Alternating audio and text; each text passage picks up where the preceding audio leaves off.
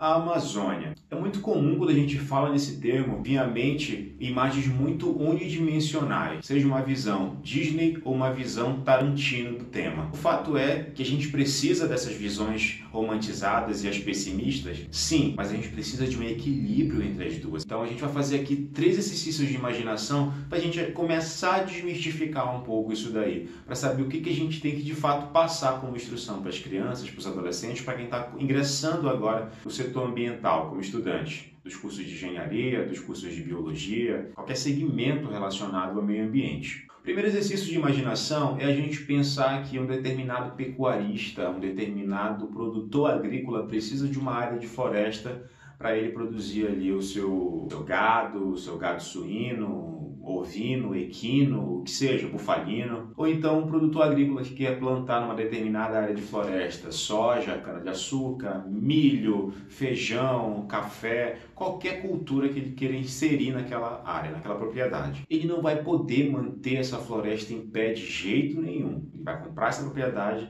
ele vai ter que fazer o corte dessas árvores, vai ter que fazer a queimada nessa área, para ele poder inserir a cultura de pastagem que ele vai precisar ou inserir as sementes da produção a que essa área se destina. Vamos esquecer aqui os casos de sistemas agroflorestais, que a Embrapa vem de forma louvável trabalhando e melhorando ao longo dos anos aí. Inclusive tem um vídeo aqui no canal do Florestal Brasil que o Lucas faz falando a respeito, que é muito bom. Dê uma assistida lá depois. Então, essa floresta não vai ficar em pé, porque ele vai precisar produzir isso. E isso não é tão impactante para a gente, por quê? Porque o agro é pop? Também, porque de fato a gente precisa comer, a gente precisa consumir. O ser humano ele é muito consumista, come bastante, come muito mais do que precisa para ter a subsistência do corpo, come por prazer. E a gente precisa disso. A gente precisa de couro, a gente precisa de leite, de ovos, de carne, para fazer o churrasco do fim de semana. E tudo isso precisa de áreas para produzir esses produtos que a gente consome. Então é necessário. Isso significa que a gente precisa destruir tudo? Não. Existem áreas que são destinadas para isso, existem formas de fazer a utilização dessas áreas, né? Não é que chega, derruba. Existe um código florestal que rege essas propriedades, tem uma área que deve ser mantida nessa propriedade, ainda que vai ter uma grande área de pastagem nessa propriedade, nessa fazenda, vai ter que ser uma área mantida ali, que é a área de reserva legal. Então agora a gente vai fazer o nosso segundo exercício de imaginação. Imagina que um determinado geólogo, geóloga, engenheiro de minas, que seja, sei lá quem faz esse tipo de prospecção, que vê um alto potencial mineral numa determinada área de floresta. Nada no mundo vai impedir os grandes conglomerados do setor de mineração de fazerem uso desses recursos nessa área. Ainda que eles façam o replantio de espécies nativas em uma outra área, um eucalipto aqui, uma terra ali, o que seja, faça reflorestamento, faça escolas na comunidade.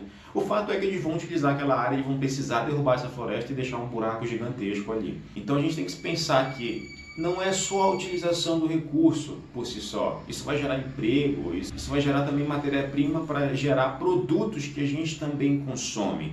É para você ter seu celular aí com seu chip de silício, seu celular de alumínio. Isso tudo vem de uma área que foi minerada. E essa área possivelmente era uma floresta. Foi devastada para poder ser realizada a mineração nessa determinada localidade. Então sempre existe um lado ruim e um lado bom. Existe o contraponto desses lados ruins aí. Então a gente precisa pensar de uma forma muito mais abrangente do que é necessidade e do que é simplesmente negligência na utilização de recursos naturais.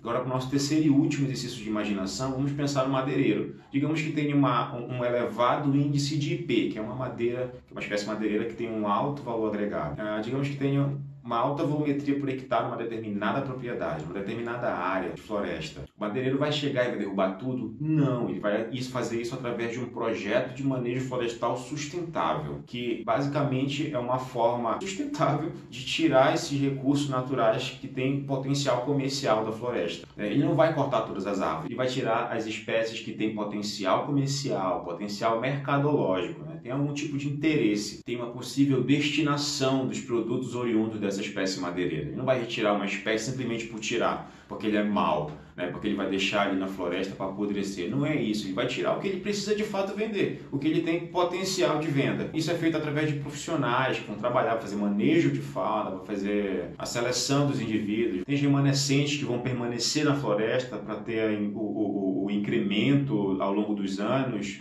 para um outro período de safra, caso exista naquela propriedade. Vão ter os porta-sementes, que é o que vai gerar o ciclo nessa propriedade, nessa localidade, nessa floresta, que vai auxiliar também com que a fauna continue interagindo de forma dinâmica dentro dessa floresta. Vai ser feita a preservação das áreas ao longo dos rios, ali, das matas ciliares. Vai ser feito todo um projeto em prol da sustentabilidade dessa área, porque o interesse do madeireiro é de retirar aquilo e de forma constante.